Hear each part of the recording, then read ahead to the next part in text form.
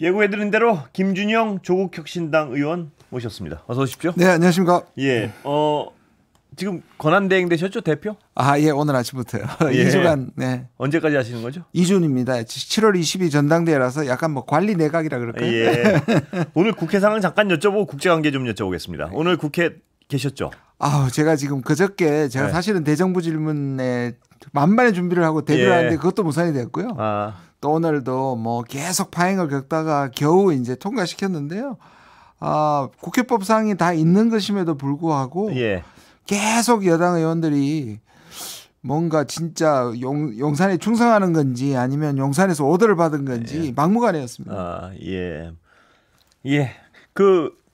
대정부 질문은 뭐에 중점적으로 준비를 저는 하셨습니까? 이제 아무래도 외교 쪽인데요. 예. 제가 뭐 제보 받은 것도 있고 해서 좀 별로고 했었는데 예. 못했습니다. 예. 안타깝습니다. 그거는 나중에 여쭤보겠습니다. 예. 오늘 국제관계 좀 중심으로 여쭤보겠습니다. 예. 자, 트럼프하고 바이든 토론 보셨습니까? 혹시? 예, 봤습니다. 예, 어떻게 보셨습니까? 제가 이 꽃 같은 현상은 아니지만 제가 한 2달 전에 어떤 게 제일 큰 변수냐. 우크라이나 전쟁을 뭐 할 때 제가 무슨 말씀을 방송에서 드렸냐 하면 바이든 대통령이 걷다가 넘어지거나 또는 이렇게 연설 중에 주저앉는 것이 훨씬 더 큰 변수라고 제가 말한 적이 있어요. 그러니까 결국 그게 현실화돼 좀 양상은 다르지만 현실화된 게 그날 보시면 이 뭐 계속 보이는 그런 뭐 말실수뿐만 아니라 전반적으로 되게 쇠약해 보였어요. 그러니까 이 약간 멈춰선 듯한 그런 것도 뿐만 있고요. 아니라 목소리도 굉장히 작았고요. 그러니까 우리가 뭐 이렇게 쇠약한 나이든 신분의 쇠약한 모습을 물론 이제 그게 그날 감기 걸렸다 그다음에 시차 때문에 그랬다는 건데 확실히 뭐 그런 맥락을 제하면 저분이 과연 대통령직을 수행할 수 있을까 하는 게 강하게 의심 들 수밖에 없는 상황이죠. 그럼 치명타였다고 보시는 건가요? 뭐 본인도 그날의 패배를 인정하고 그날은 특별했으니까 만회하겠다는 식으로 나왔으니까 누가 봐도 뭐 완패죠. 그렇다면 저 상태로 되겠습니까? 보시기에 일단. 그런데 패배가 자명한 거 아닌가요? 저러면? 그렇죠. 지금 보면은 벌써 이제 그때 토론 이후에 여론조사가 계속 나오는데 지금 차이가 벌어지고 있거든요. 그런데 방법이 없어요. 본인이 사퇴하지 않으면 거의 방법이 없다고 볼 수 있거든요. 근데 본인의 의지는 강력하다고 평가되는 건가요? 아니면 그렇죠. 아직 그런 건가요? 지금까지는 굉장히 강력해 보입니다. 그렇겠죠. 그걸 지금 민주당 대표도 됐는데 그다음에 이런 문제를 하면 모든 걸 인정하니까. 그래도 뭐 민주당 지지자들은 제발 지금이 완벽한 시간 타임이다라고 얘기하는 것 같긴 합니다. 근데 가능성 어떻게 보세요, 김 의원님은? 그러니까 뭐 예를 들자면 지금 등장하는 미셸 오바마잖아요. 근데 대부분이 지지자고 대부분이 옆에 있는 파트너들인데 본인이 그 말을 하지 않는 한 어떤 의견도 못 하는 거예요, 사실은. 본인이 그래서 정말 뭐 로버트 프리드만 같은 언론인들은 정치인이 아니니까 최근에 이제 사설을 쓰면서 자기가 눈물로 호소한다는 식으로 했었거든요. 그렇게까지 썼습니까? 할 수 있죠. 그런데 지금 뭐 이 사람 대신에 나올 사람한테 질문하면 그 얘기 못 하거든요. 한번 그쪽에서는요. 그쪽 입장에서는 나라를 위해서 한번 붙어보겠다 이런 선언하면 대세가 바뀌는 거 아닌가요? 미셸 오바마가 만약에. 그렇죠. 근데 미셸 오바마 자체가 결심을 못하는 상황인가요? 그렇기도 하고 오바마 8년 동안에 바이든이 했던 일종의 희생, 그렇죠. 자기보다 나이가 훨씬 적은 대통령을 위해서 했던 그런 것들을 생각할 때 인간적으로도 하기 힘들 겁니다. 인간적으로 하기가 힘들겠군요. 근데 승산은 만약 미셸 오바마라면 분명히 있는 거죠 지금. 그렇죠. 근데 그게 제 생각에는 뭐 뉴섬이라든지 지금 헤일리 같은 사람들은 사실 지금 별로 평판도 좋지 않고 너무 신인인데. 만약에 미셸 오바마가 등장하면 저는 가능성이 있다고 생각합니다. 미셸 오바마의 어떤 경쟁력은 뭡니까? 의원님 보시기에. 일단 오바마가 굉장히 마지막까지 보시면 그 다음이 트럼프였잖아요. 그러니까 오바마가 마지막에 퇴임할 때의 지지율이 그 등장했을 때 최고조회하는 트럼프의 인기 지지도보다 높았거든요. 그에 대한 좋은 기억과 워낙에 세련되고 성숙한 모습을 많이 보여가지고요. 그리고 미셸 오바마를 뽑으면 옆에 오바마 있다 이런 생각도 좀 하겠습니다. 그렇죠. 유권자들이. 그렇기도 하고 무슨 중요 판단일 때는 굉장히 도움이 될 것이다. 그렇습니다. 맞습니다. 그러면 유권자들 입장에서는 굉장히 흔들릴 수밖에 없겠네요. 그래서 지금 계속 압박이 들어가는 거죠. 이건 뭐 누구도 모르는 일입니다만은 바이든 본인도 힘들지 않을까요? 그래서 뭐 지금 휴가 가서 캠프 데이비드에서 짧은 휴가를 하는데 예. 숙고를 한 다음에 그런 대결단을 하지 않을까 하는 약간 희망 회로를 계속 돌리는 사람들이 있습니다. 예. 의원님도 보시기에 가능성 면에서 어떻게 보세요? 저는 별로 없다고 봐요. 아, 그렇습니까? 예, 그런 예도 없고 그다음에 결국 뭐 지금 그다음에 나와가지고 굉장히 힘찬 모습을 보이려고 하고 있고요. 예. 그래서 그 현직 대통령이고 대통령직이 바로 앞에 놓여 있다고 생각하는 사람에게 또 그를 따르는 수많은 지지자들을 생각했을 때 사태가 쉽겠습니까? 뭐. 그러면 이제 바이든 체제로 간다면 선거까지 필패입니까? 아니면 가능성은 있습니까? 아직도? 지금 보시면 이때까지 뭐 한 지난 1년간 대체로 보면 트럼프가 그렇게 마진이 크지는 않지만 계속 일관되게 앞질렀는데 최근에 이게 거의 비슷해졌었거든요. 그래요. 근데 이거 끝나고 나서 지금 6%, 7%, 8% 차이 나고 그리고 한 번도 안 뒤집힌 게 뭐냐면 경합주입니다. 경합주는 뭐 차이는 계속 있었지만 뒤집힌 적이 없거든요. 그렇게 보면 뭐 질 가능성이 매우 크졌죠. 자, 그러면 우린 트럼프 시대를 대비해야 되는 건데요. 트럼프 시대 일단 굵직한 정책만 어떻게 봐야 되나요? 그래도 일단 트럼프는 우리가 트럼프의 일기 때 일단 우리가 다행인 것은 트럼프를 한번 겪어봤잖아요. 그래서 굉장히 예측 불가능하다. 근데 트럼프는 보통 말하는 공화당하고도 또 다르단 말이에요. 그런데 일기 때는 예를 들자면 네오콘들, 예를 들어서 세계 간섭하고 이런 네오콘들이 외교는 꽤 잡았었거든요. 그런데 많은 사람들이 지금도 그때 네오콘이었던 볼턴이나 폼페이오한테 책임을 많이 돌리고 있고 비판하고 있거든요. 그러면 이 사람은 완전히 고립주의로 갈 가능성이 꽤 많습니다. 당신 일들은 당시 국가이들은 당신이 알아서 해라 이런 기조로 가게 되면 이게 미국의 패권을 유지하고 싶은 사람들한테는 충격적인 거죠. 그리고 지금의 바이든은 유럽도 끌어모으고 있고 중국과 대결하기 위해서 한국과 일본을 다 끌어모으고 있는 게 이제 차질이 생깁니다. 그러니까 미국 패권에 위기가 온다고 생각할 겁니다. 미국 주류 사회는.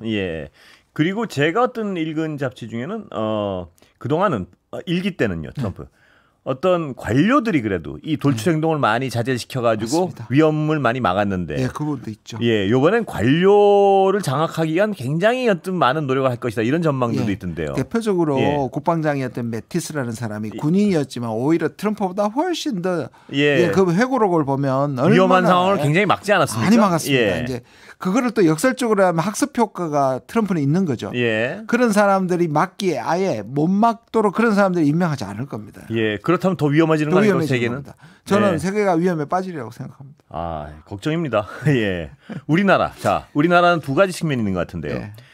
일단 남북 관계에서는 그 돌출적이고 세계사로서는 재앙일 수 있지만 남북 관계에서는 살짝 기대하는 분들도 많은 것 같습니다. 김 의원님 어떻게 보세요? 기대하십니까? 아니면 남북 관계는 위험합니까? 저는 2018년에 19년의 그 추억 그리고 트럼프는 푸틴이나 김정은처럼 같은 독재자들은 자기만 다룰 수 있다는 굉장히 그런 게 있거든요. 그러면 저는 다시 이 북한 문제가 왜냐하면 지금 북한 문제는 완전 미국의 외교 아젠다에서 완전히 사라졌거든요. 그러니까 일부 쪽에서는 그래도 북한 문제에 변화가 오지 않을까 하는 기대를 하고 있는데요. 등장하면 저는 시도는 할 것 같은데 문제는 북한입니다.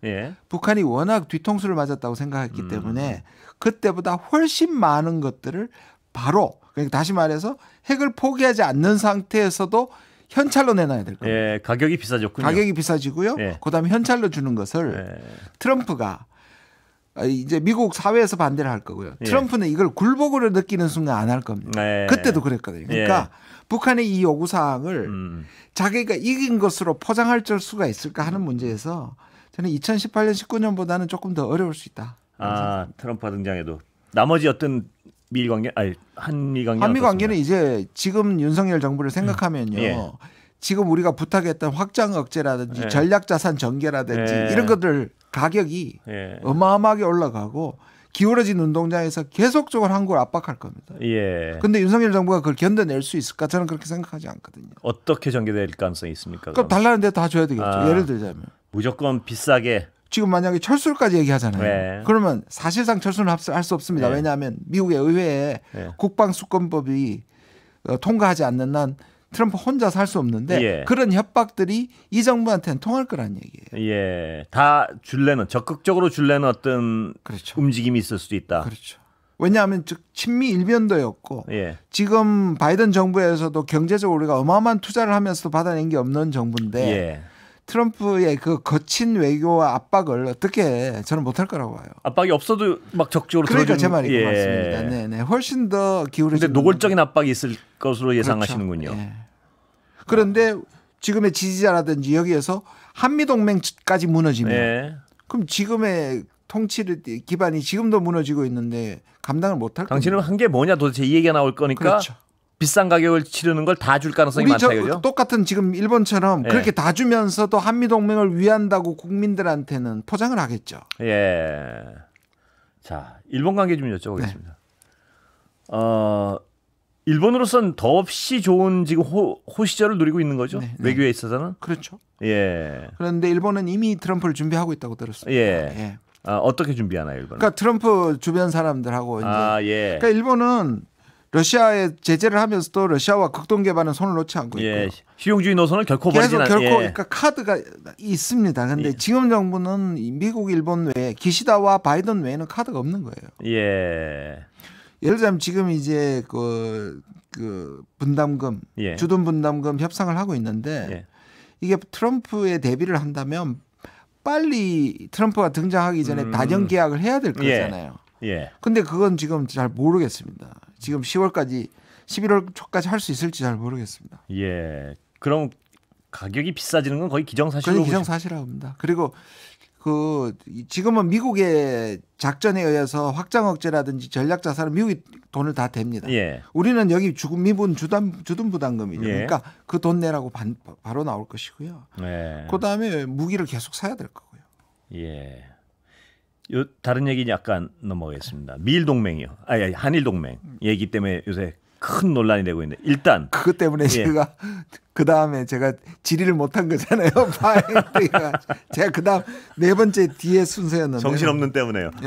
한일 동맹 이게 왜 말이 안 되는 겁니까? 설명해 주시죠. 저는 어떻게 보면요. 이제 우리 김병주 의원은 정신 나간 사람이라고 했는데 저는 그걸 역설적으로 보면요. 저렇게 동맹으로 가고 있기 때문에 동맹으로 착각하는 거예요. 그게 무슨 말씀이냐면 실질적인 동맹으로 가고 있으니까 저런 여당이 뭐 한미일 동맹이라는 말을 그렇게 쉽게 쓰는 거예요. 오히려 이 정부가 그걸 숨기고 있는 거예요. 북러는 오히려 포장지는 있지만 내용은 지금 하나도 없잖아요. 아직은. 근데 우리는 포장지만 동맹이 아니라고 얘기하고 그걸 지금 거의 동맹 수준에서 하고 있고요. 제가 정부 질의에서 하려고 했던 게 국방장관이 이 블룸버그하고 해서 이번 가을에 되돌 역진하지 못하게 만들겠다고 했거든요. 그거 우리가 지금 작성하고 있어요. 초안을 작성하고 있는데 그게 동맹이 아니면 뭡니까? 이 동맹이란 어떤 관계가 왜 한일 간에서는 어처구니 없다는 설명을 좀 해주시죠. 왜냐하면 자 문재인 정부 때는 이랬습니다. 한일이 협력할 수 있는데 그거는 예를 들어 북핵이라든지 또는 재난이라든지 해적이라든지 이런 데서는 협력하면 협력의 범위가 정해지는데 근데 우리가 일본하고 동맹이 되면 무한대로 됩니다.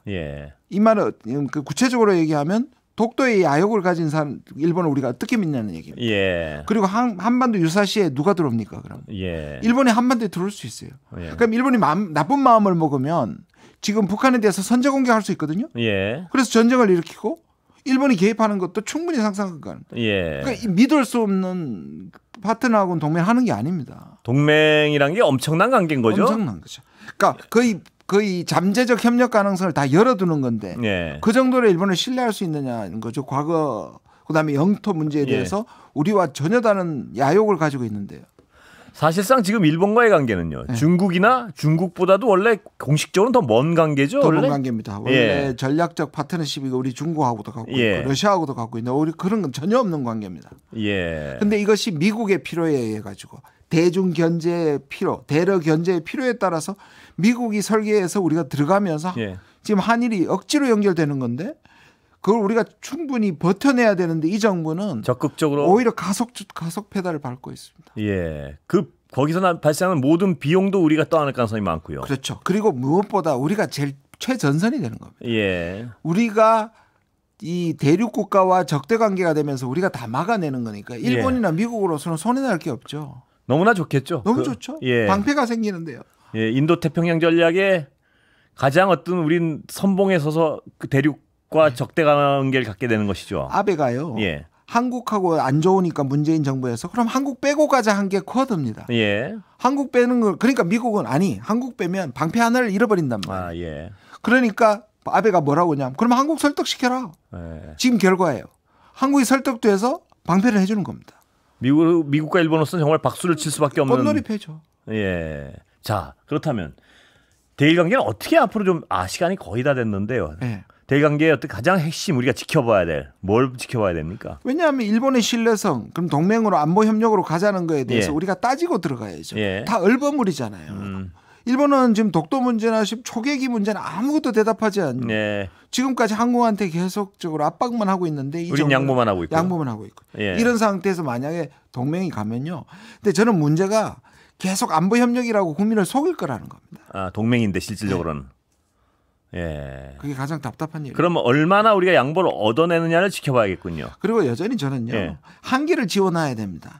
안보 협력이 이슈별로 그러니까 무한정의 열린 협력을 하면 안 됩니다. 닫힌 협력을 해야 됩니다.